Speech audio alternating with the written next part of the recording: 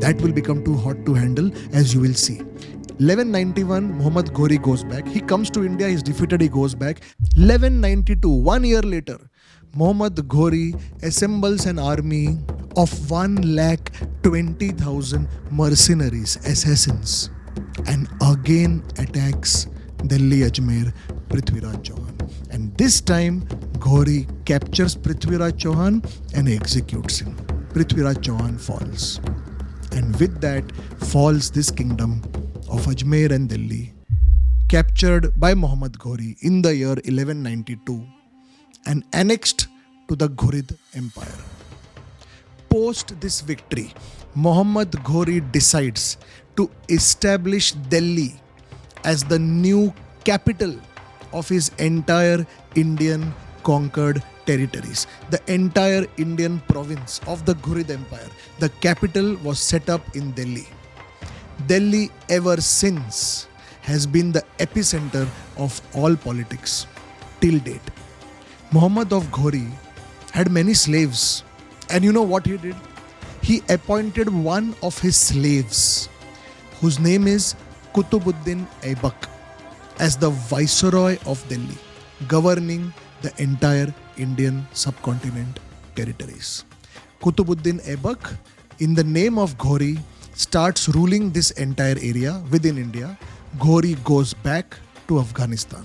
Under the guidance of Qutubuddin Aibak, Muhammad Ghori's armies raid places all around northern India, and they reach as far as Bengal. Ghurid Empire starts pressing its roots deep within the Indian subcontinent.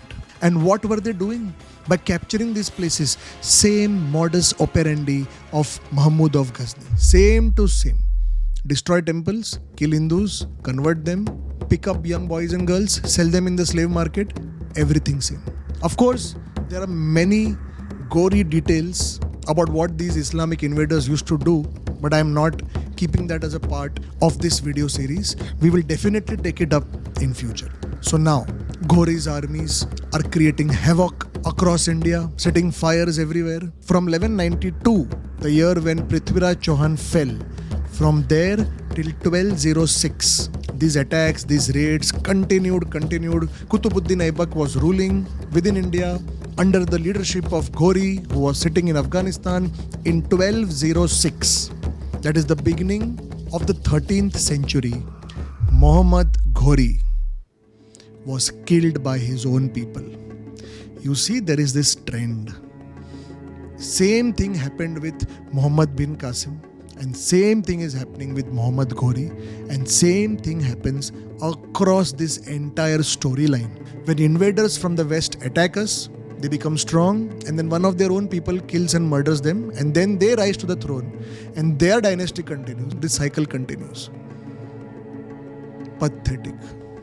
Anyways, moving on.